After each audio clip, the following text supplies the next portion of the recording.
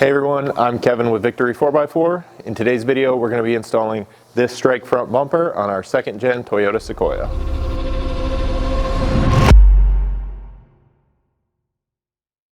So obviously before your new bumper can be installed, you have to get the factory bumper removed. So that's where we'll get started with things. Obviously we've already popped our hood here, so you can go ahead and do the same.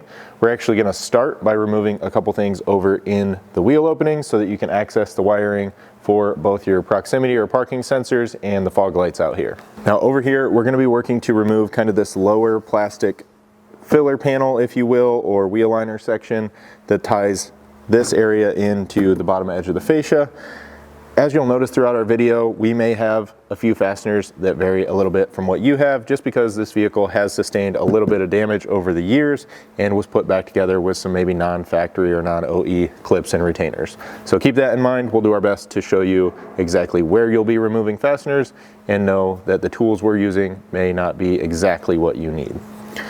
So with that said, the first thing we're going to do out here is look for these couple of fasteners up along this edge. So I've got one up here, one down here. This one's obviously missing already, so I can get my thumb or even a flat screwdriver behind the top one and just lift on that while pushing back, and that will remove this clip. Now down here on the bottom one, it does still have a clip in the center of it, so I can take my panel tool and get behind there. You could do the same thing with a flat screwdriver typically. I'm going to pry that center piece out. And then do the same thing here, just get behind that edge and push in. That'll start to free this up from the outside of this fascia. Now kind of midway between these two, we do have another fastener in here. The piece that this is attached to does feel kind of broken behind ours, but you should have to remove this to get this lower section off. You'll just need a Phillips screwdriver. You'll kind of turn with very light pressure, turn the center of this until you kind of get it part of the way out, and then you should be able to grab a hold of that, remove the center section, and then be able to pull the entire clip free. From there, again, with our panel or clip tool, we do have one clip kind of way in here, closer to the vehicle frame, if you will, that needs to be popped out. So I can get this in behind there. In our case right here, this is just kind of a standard Christmas tree style clip.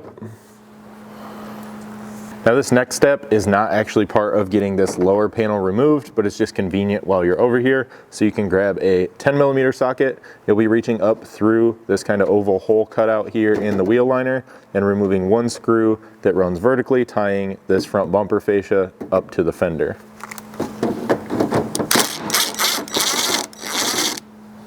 With the same 10mm socket, you can now come down underneath and remove the two screws holding the fascia to that plastic filler here.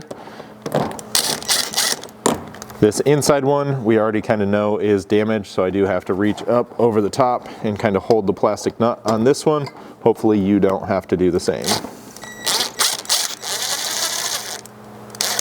Similar to out along the side, I now have to just kind of pull on that tab, releasing it from its clip here, and this whole piece should slide back and you should be able to drop it down out of the vehicle. Now since you're already down here removing fasteners and with a 10mm socket, it's a good idea to come across the center here and remove the three screws that should be into these tabs.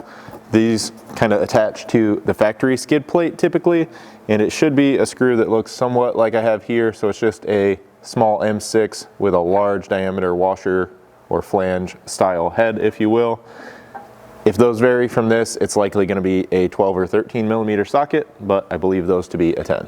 Now you can come back into your wheel opening here and disconnect your electrical wiring. So this one here is the back side of the fog light.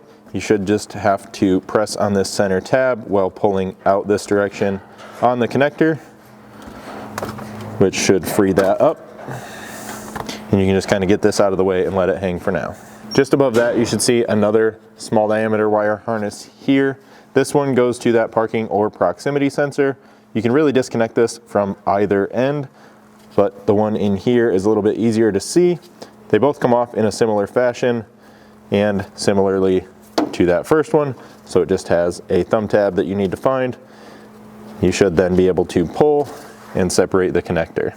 From there, you just want to be sure to go repeat that process over on the other side. Now coming back up top, we need to remove these covers kind of underneath the headlights here. The reason for that is there's a couple clips we need to access that are holding this fascia on. If your Sequoia is equipped with them, you need to first pull out on the headlight washer sprayer and remove the outer cover so that this panel can then be removed.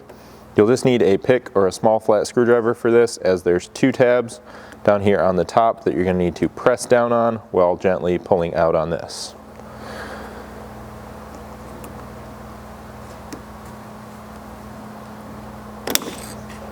With that freed up, you can now see the two holes and kind of the two tabs where they lock together there. So you can then just let that washer sprayer retract back in and come over here to remove the two retaining clips. These again are two of that kind of Phillips head thread-in style that we removed earlier on.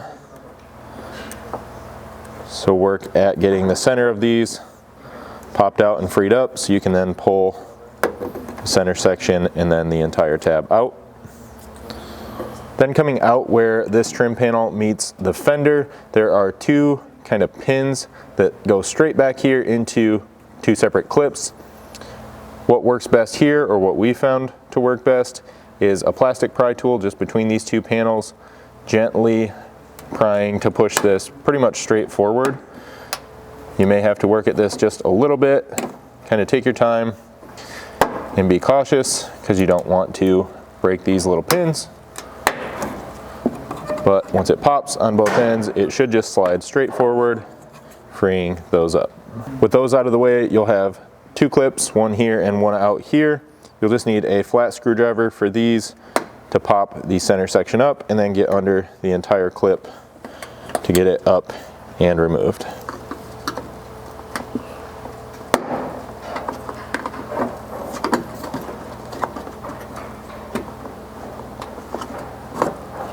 Then you'll come back here and remove the fascia from its kind of snap-in retainer that's hidden behind there.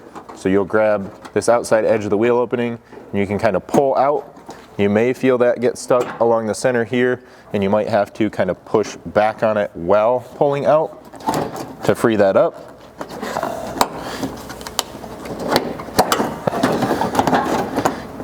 And it should wind up something like that. You can then go over and do the same thing on the other side. Now the last set of fasteners you have that should be holding this bumper cover on are 4 more of those clips across the top edge here. These are the same as the clips that were out underneath the headlight. So go ahead and get these removed, but make sure you're somewhat supporting the fascia as you do it. Now once those are removed, you should be able to grab a hold of this and just pull straight back, kind of freeing it up from the truck. If you're having any trouble here and you feel like it's still kind of being retained by something, it's likely those outside corner retainers. Once you have the fascia removed, it exposes this aluminum crash bar that now has to be loosened up and removed from its mounts. So for that, you're going to have 3 nuts down in each of these oval cutouts here on the front. And to remove those, you need a 17mm socket, which we have here. And you can kind of just take it one at a time, get all these removed, and then go over to the other side. Once you have those off on the other side, you should be able to just grab a hold of this and pull straight forward, allowing you to remove it. From there, you can switch to a 14mm socket, which we'll use to remove the 4 nuts holding each of these standoffs onto the frame. Now once you do get all 4 of these nuts removed, these mounts should just pull straight forward off of the frame and the studs that they're mounted on. From here, you want to retain these factory flange nuts because these are what we're going to use to mount your new bumper onto the frame.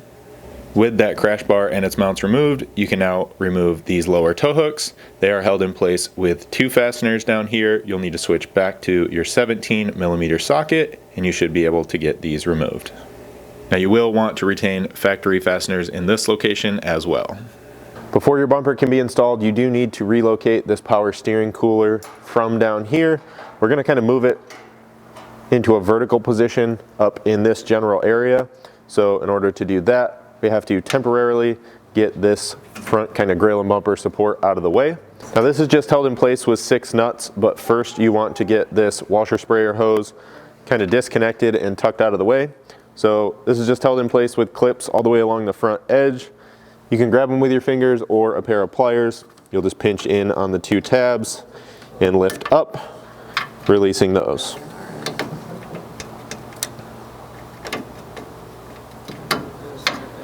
With that hose now out of the way, you'll just grab your 10 mil socket. You have 2 nuts here in the center and then 2 out on each end. For the back one on each end, you may just have to switch to a small ratchet instead of using a larger impact driver like you see here.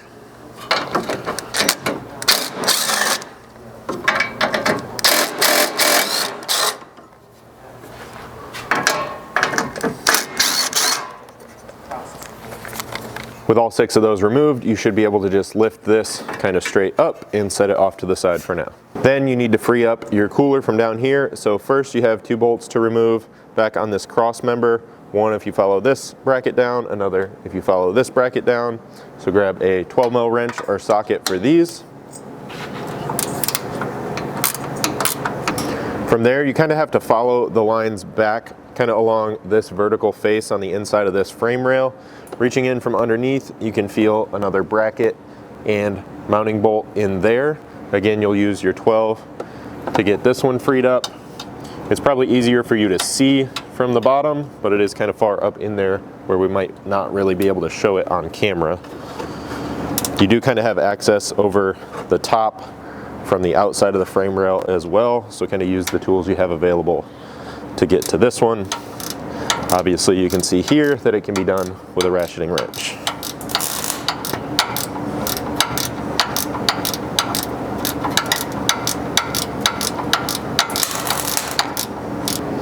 So what you see here is that bracket from down on the side. You can go ahead and just remove that by, again, when you're in there pulling on one end, you can see that bends and separates pretty easily, and then you'll be able to pull it out through the side over here relatively easily as well. From there, you'll drop this hose down and pick the cooler up. You are at this point going to have to kind of fight these hoses a little bit, if you will, and start manipulating them. They move relatively easily up to about this position, and from there you will have to essentially force them into position. You may have to slightly bend them. Just make sure as you're doing this that you're not actually causing any kinks in the hoses down here. This next step really could be done at any point during this manipulation, but you now need a 10 mil socket to remove the bolts in the center of these clamps, because you have to drill out the back side of the clamp that is threaded from the factory so that it accepts our 1/4 inch bolt. So we'll remove this. You want to hang on to everything in here.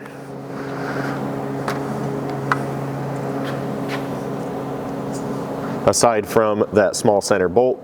So keep these and make sure you pay attention to their orientation.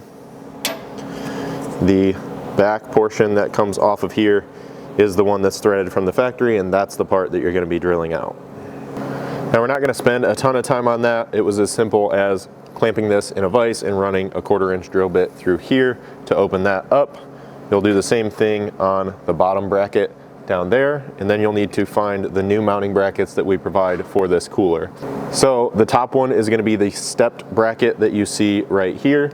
That's going to bolt into an M8 threaded hole up top with our provided M8 flanged hex head bolt. So we'll start that in this location with it stepping kind of out and down. These you'll need a 13 millimeter socket for, and there's a chance that you have a little bit of rust in these holes from the factory. Typically, the bolt will clean that out with a small impact or even just a ratchet and a socket, but you may have to tap some of these holes depending on the condition of your vehicle. With that still loose, so you have your adjustability there, you can now grab those factory brackets, making sure that you still have the rubber isolators on each of your lines up here. You'll kind of reassemble this. Something worth noting here is you could technically trim off most of this outside original mounting bracket location and make it just mimic this side if you wanted to, but it's not necessary. There's clearance in here for it, so that's kind of at your discretion. From there, you want to find one of the black 1/4-20 button head bolts in your bolt pack. You'll push that through these brackets and into the new mounting bracket, and then on the back side, you'll use one of the 1/4-20 serrated flange nuts. While we still have this all loose and again can manipulate it and adjust it, we'll go do the same thing down on the bottom bracket. Now this bottom bracket installs in a very similar fashion. However, this one just doesn't have the step. It's just a straight slotted tab or bracket here. As you can see, it may have actually been easier to do this bottom one first, but we'll kind of make it work. You can feed it in behind here. You may have to pull out slightly on the cooler or even shift it off to the side and then install another M8 hex head bolt. From there, you're essentially repeating that same process, making sure your isolators are in place and then getting your brackets reinstalled with our new 1/4 inch hardware.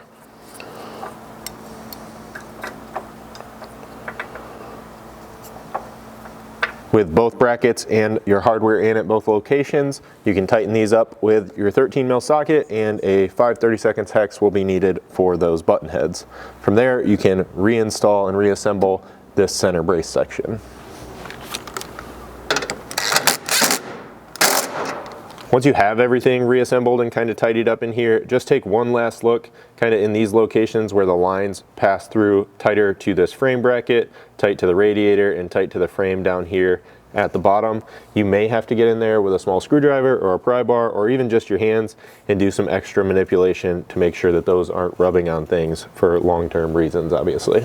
So as you can see down here, with all of that in mind, we did have a little trouble in this location as we were manipulating things. Keep in mind, ours has been removed and reinstalled probably 4 or 5 times during the R&D process for this bumper and these mounting brackets. Yours doing this one time, especially armed with this information so that you can pay attention to this key location. You should be able to manipulate these lines and everything just fine and get this installed for your one-time install. The last thing that needs to be removed are these front fascia or front bumper retainers out here on the corner of the fenders. These are just held in with 2 10mm screws. So get in here and remove both of those. And then there's just a small clip that pops in down here on the bottom side. So you should be able to just pull that, and typically that will release these. Then you can do the same thing over on the other side. Once you've done that, you can grab your new bumper and we'll start getting that prepped for install. Now, when you grab your bumper, the easiest place to start is these outer trim panels or trim covers, if you will.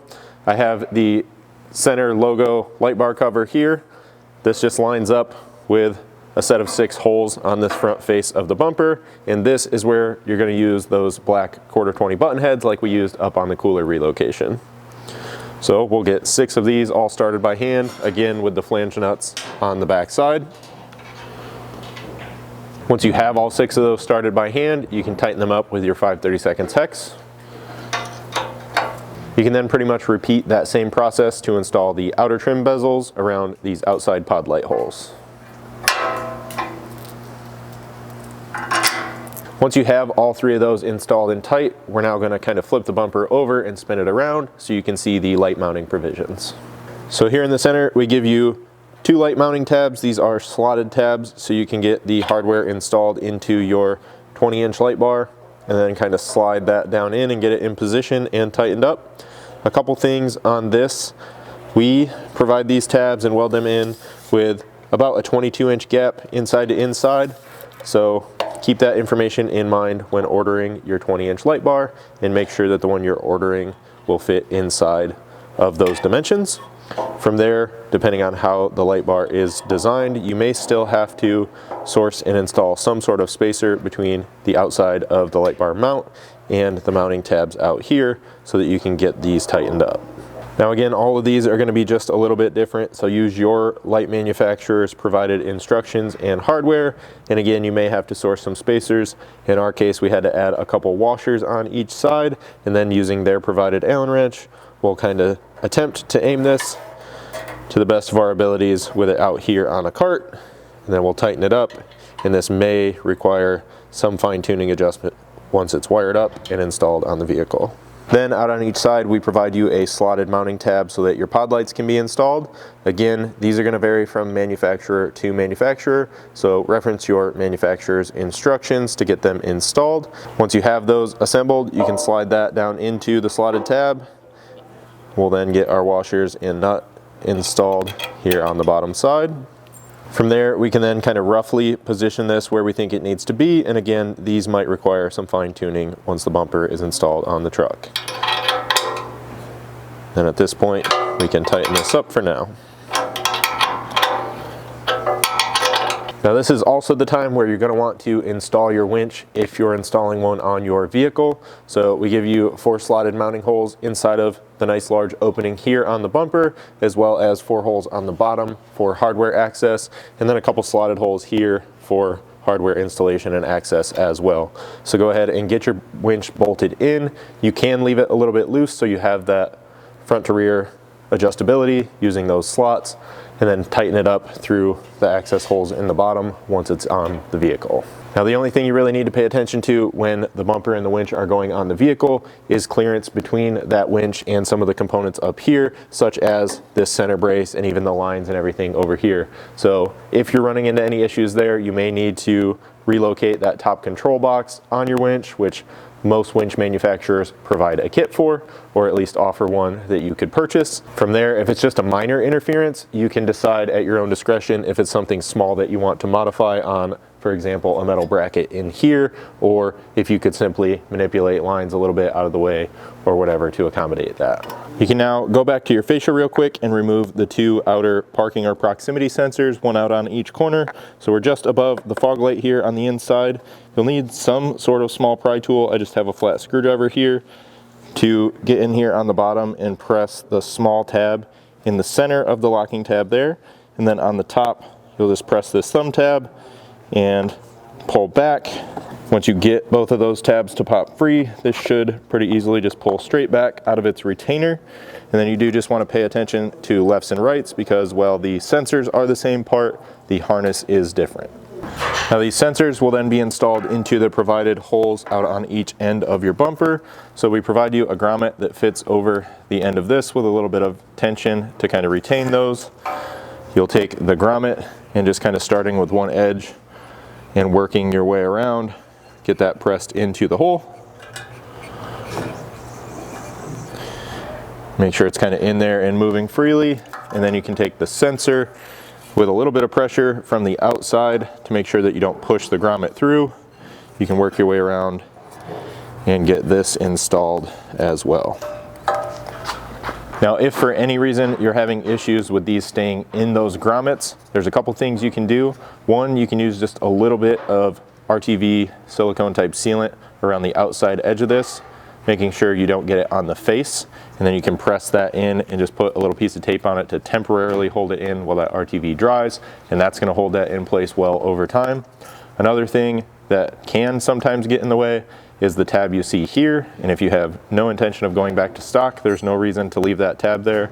So you can just take some small side cuts like I have here and pop the 2 little clip portions holding that on. And just completely remove that, and that'll allow this to slide in just a little bit further. So this one, for example, with the tab removed is in there nice and firm, and we can now go do that over on the other side. With your sensors and all your accessories installed, we'll now get this spun around and we can hang it up here on the vehicle mounting brackets. So obviously skipping ahead just a little bit now, we've got ours basically just loosely slid up onto those front studs. Being that we were doing it up here on a hoist or a lift, we were able to kind of just lower the lift to the height of the cart we had, which made it nice and easy to just slide it straight on with a couple people. If you're doing this on the ground or in your garage, in your driveway, whatever the case may be, this is a really good time to have 1 or 2 friends help you out for a couple reasons. Obviously, this can be a little heavy, especially if you got a winch inside of there, but also you can have kind of multiple sets of eyes to check clearances on the inside and to keep the wings on the outside from hitting any painted fender or trim or headlight type surfaces. So from here, we'll continue to install hardware. So I'm going to get the rest of the nuts installed. The outside ones are really easy to access through here. The inside one, you might have to go either through here or down from the top, depending on how large of a winch you have in this location. While this front hardware is still loose, you can line up and install the lower mounting hardware. So you can use a small alignment punch here or alignment tool if necessary in one hole to aid with alignment of the first bolt, and then that should hold it pretty much in place and you can get the second one started. From here, we can start to tidy things up. So our wiring, for example, you can just plug the sensor wire harnesses back into the appropriate connectors just up behind the bumper in here on either side. And then you do want to come back with some wire ties or cable ties and tie these up inside of here in a safe location. When it comes to your pod lights and wiring those, it's really up to you. If you're going to be installing a multi-switch controller, obviously you might want to run these up to those so you have them all in the same place as the rest of your lights and accessories. If you want a simple solution, you can tie these right into your factory fog light wiring that you now have kind of just left hanging here. So what we found in our research on these, the white wire with a black stripe was the ground side. So you can simply cut these off, tie that in to the ground wire on your light using the manufacturer wire diagram there. And then the remaining colored wire, which is blue on our driver's side, I think it's red over on our passenger side, but again, they have the same color ground over there, will be tied into the power side of your light, and then those will just operate on the factory fog light circuit. For that, it's really up to you on which style connector you choose. So while we don't provide you a connector for that, there's a chance that, depending on the pod lights you chose, they provide you one in the manufacturer hardware and everything there. Now at this point, you're kind of starting to wrap things up once you have that lower hardware tight. You'll then, if you have a winch in place, want to make sure you get that lined up and tightened up. And then we provide you with black plastic caps to fill all 4 of the winch hardware access holes down here. These can have a little bit of RTV put on them if you want some extra assurance that they're not going to come out of there, but they should snap into place pretty well. From there, again, if you have a winch in place, this is a good time to add and install your fair lead and then get that wired up into the engine bay and tied in to the factory battery. This is also when you'll want to wire in the center light bar. You can then come back and reinstall this lower headlight trim panel. So again, working with your washer sprayers here, you can do this a couple ways. You can pull this out now and then slip the trim panel around it. And then while you're still hanging on to it here, snap that outer trim in place. You can also not worry about that really. Get this snapped in and then just grab the end of this with a pair of vice grips if you don't want to have to kind of fight that at the same time. So with that snapped in, we'll pop the clips back in over here.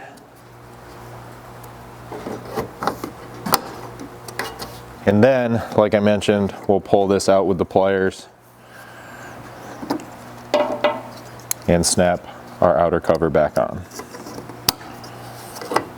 Then out in your wheel openings, kind of out on the end of the bumper wing, you can take just this loose end of the fender liner and tuck it up inside of the bumper here.